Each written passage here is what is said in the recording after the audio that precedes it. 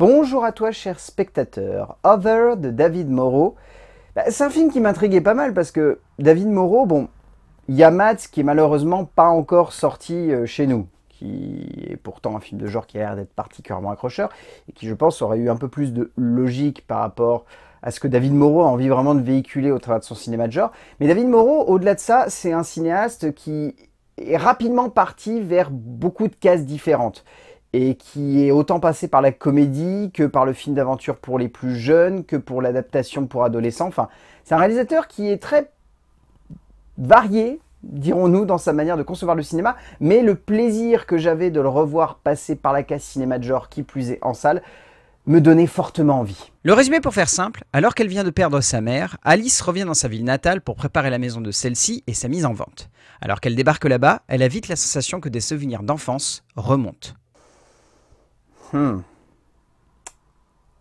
J'aime bien l'idée. J'aime bien la forme du film. Mais on sent que David Moreau y rame à poser son concept. En fait, le propre est de la part de Other d'avoir une bonne mise en place, mais d'avoir une exécution, je dirais, un peu bancale en fait, dans la logique qui fait progresser les personnages et qui surtout veut nous embarquer dans un délire qui reste assez cohérent de manière globale, qui, je trouve, est assez impactant et assez juste pour réussir à émotionnellement nous investir au sein de ce récit, mais qui, dans sa finalité, sonne vraiment comme très maladroit, comme très bancal, qui manque de concret, en fait, dans l'acheminement des différentes thématiques et dans le jeu qu'il y a autour d'une certaine conception de la mise en scène, notamment du côté huis clos, qu'il soit réellement physique ou juste aussi psychologique dans la manière avec laquelle il a choisi de construire le personnage d'Alice et tout ce qui l'entoure. Et en fait, c'est un film qui laisse un petit peu décontenancé et perplexe aussi par rapport à ce que David Moreau a réellement envie de véhiculer. Et pour autant, on se laisse quand même bien embarquer dans le délire et on se dit que même s'il y a des moments de perdition et qu'il y a d'autres instants où on se dit qu'est-ce qu'il veut réellement nous raconter, au bout du compte, on se laisse quand même prendre par le film. Et on trouve qu'il y a une ambiance, qu'elle est bien construite, qu'elle est bien acheminée, et surtout, encore une fois, elle a assez de force de frappe pour faire en sorte que lorsqu'on arrive à la fin, on se dise « Ah tiens, le réalisateur, il a quand même réussi à m'avoir », et je trouve que le concept se tient et arrive à bien nous prendre à la gorge et à pas nous lâcher jusqu'à la fin. Un film de genre se base souvent sur une proposition, qui soit plus ou moins radicale, mais qui semble surtout se poser comme un challenge pour un auteur, que ce soit au niveau de la mise en scène, que ce soit dans la construction et le parcours d'un héros, ou simplement dans une certaine idée que l'on peut se faire du cinéma. David Moreau revient après pas mal d'années d'absence au cinéma, justement, en nous offrant un film de genre qui manque de calibre, qui manque de finesse, qui manque de logique aussi dans sa manière de se construire et de nous emporter dans son délire, mais qui tient tout de même une certaine promesse, celle de nous emporter dans une œuvre haletante avec une proposition immersive. En termes d'écriture, David Moreau, c'était... En termes d'écriture, donc à la base, il y a une idée développée par John Goodman et David Moreau que David Moreau a ensuite réécrit seul à l'écran. En fait, ce qui me frustre devant ce film, c'est que je trouve que dans ses prémices et dans sa manière de se structurer, dans son essence la plus pure, c'est-à-dire vraiment les 30 premières minutes, le film est vraiment haletant. Il arrive vraiment à poser une bonne base, à poser juste ce qu'il faut de mystère pour faire en sorte que le spectateur se pose les bonnes questions. Et derrière, il y a plein de petites choses qui sont construites ou déconstruites de la part des deux scénaristes qui font que, émotionnellement, on est vraiment investi et surtout, on se demande ce qui va arriver à ce personnage d'Alice parce qu'on n'a aucune clé. Et j'aime bien cette idée de ne donner aucune clé au spectateur d'entrée de jeu pour faire en sorte qu'il soit complètement perdu pendant les 30 premières minutes de film. Et puis, il y a une bascule. Enfin, une première bascule, devrais-je dire, qui amène le personnage d'Alice dans un certain retranchement. Puis il y a une deuxième bascule, puis une troisième bascule, puis une révélation, une autre révélation et une autre révélation. Et à partir de là, j'ai commencé à cerner ce qui posait problème sur ce film. C'est que je trouve que l'écriture, en fait, se base beaucoup trop sur des retournements de situation, sur des instants où on doit comprendre la situation, et ça ne fait pas l'effet que ça devrait avoir sur le spectateur.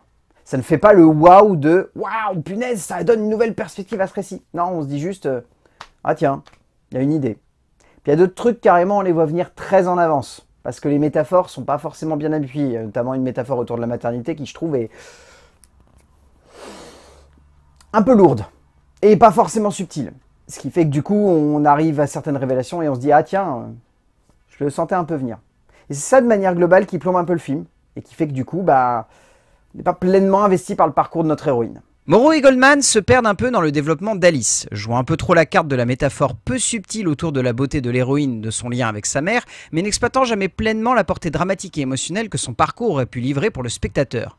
On ressort de cette proposition narrative avec l'impression de voir se profiler une base solide, mais qui n'est jamais pleinement et justement assumée par les deux auteurs, la faute certainement à un trop-plein de personnages secondaires, pas tous judicieusement exploités, ou simplement la maladresse d'écriture de deux scénaristes, voulant amener trop de choses à l'écran. En termes de mise en scène, David Moreau, en fait, c'est assez surprenant parce que vu qu'il a commencé avec Hill et VI et qu'ensuite il s'est tout de suite orienté vers quelque chose de très différent, c'est-à-dire que c'est quand même lui qui a fait 20 ans d'écart, c'est quand même lui qui a fait Seul, c'est quand même lui qui a fait King. Dans le genre grand écart, qu'entre-temps il y a eu Mads qu'on n'a pas encore eu l'occasion de découvrir.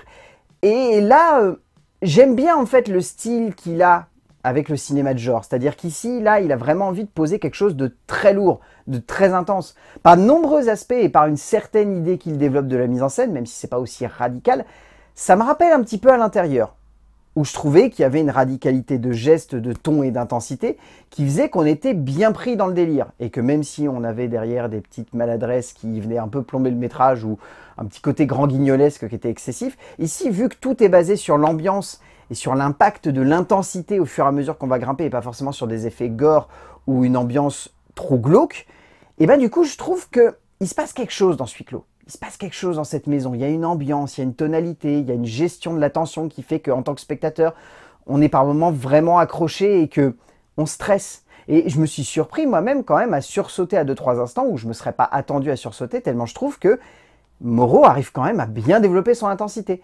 Après, il n'y a rien de surprenant. Si vous avez déjà vu d'autres longs métrages du réalisateur, vous allez avoir la sensation que sa mise en scène, elle est bien, elle est assez efficace, elle a une jolie intensité et par moments de vrais instants de brio, je trouve. Mais on n'est pas non plus transcendé par ce qu'il a envie réellement de construire à l'écran. Il y a notamment un travail autour de la gestion de la profondeur de champ et de ce qui doit être flou dans l'image ou net, qui est plutôt bien, mais il n'y a jamais vraiment de moment où on se dit « Ah tiens, ça c'est un effet flamboyant ». On se dit juste que c'est des bonnes petites idées qui portent assez bien le film. Il est indéniable que Moreau démontre une nouvelle fois sa maîtrise du huis clos, parvenant à donner lieu à une œuvre prenante, haletante, immersive et intense, qui manque simplement de logique quant à la position du rythme et de la montée en crescendo de la tension à l'écran, qui peut par moments sonner comme désamorcé. Désamorcé par cette envie de vouloir constamment rebondir, mais de ne pas toujours réussir à tout lier, désamorcé aussi par un trop-plein de rebondissements, qui ne parviennent pas tous à marquer le spectateur, mais surtout désamorcé par le besoin quasi constant d'un cinéaste de vouloir immerger le spectateur, mais de ne pas assez jouer la carte émotionnelle qui aurait pu faire tenir le métrage. Alors en termes de casting, c'est difficile de faire ressortir des performances secondaires, parce qu'honnêtement, les 3/4, on ne les voit pas plus que ça. Alors on pourrait citer Gene Schwartz, on peut citer Philippe Schourer, on peut citer Lola Bonaventure, on peut citer Sacha Nugent, on peut citer Ange Nawasadio, on peut citer Anne-Pascale Clérambourg, Julie Maes, Milton Rich, mais c'est difficile en fait de plus que ça les faire ressortir parce qu'ils ont juste une présence, ils ont un peu de voix par moment, quoique pas tant que ça. Et sinon, en fait, le film est porté par une personne, une actrice qui malheureusement est un peu trop cantonnée à des rôles secondaires par moments un peu maladroits. Et pourtant, c'est une très bonne actrice et ici, elle le démontre de manière magnifique. Olga Kurilenko redonne pas mal de calibre et de force à son héroïne, qui peut par moments sembler un peu maladroite et pas forcément bien construite, mais que l'actrice arrive tout de même à porter avec un vrai charme. Au bout du compte, Other, c'est pas mal. C'est le mieux que je puisse dire. C'est-à-dire qu'il y a une petite proposition de genre qui tient à peu près la route, mais qui est assez maladroite dans sa globalité, que ce soit en termes de style, en termes de tonalité, en termes de gestes purement cinématographiques ou en termes de jeu de genre pur. C'est un film qui veut tenter des choses, mais qui n'arrive pas forcément concrètement. C'est un film qui a des idées d'écriture et de conception de personnages, mais qui n'arrive pas à acheminer ça correctement ou justement à l'écran. C'est un film qui est très bien porté par son actrice, mais qui, du coup, manque de soutien des autres acteurs pour réussir à être pleinement épanoui, même si sa performance fonctionne. Donc Over de David Moreau, pourquoi pas, c'est un petit film de genre sympathique. Vous attendez pas un monument, vous attendez pas un truc qui va vraiment vous retourner la tête, mais c'est assez efficace. Et rien que pour ça, ça vaut quand même un peu le coup d'œil. A plus.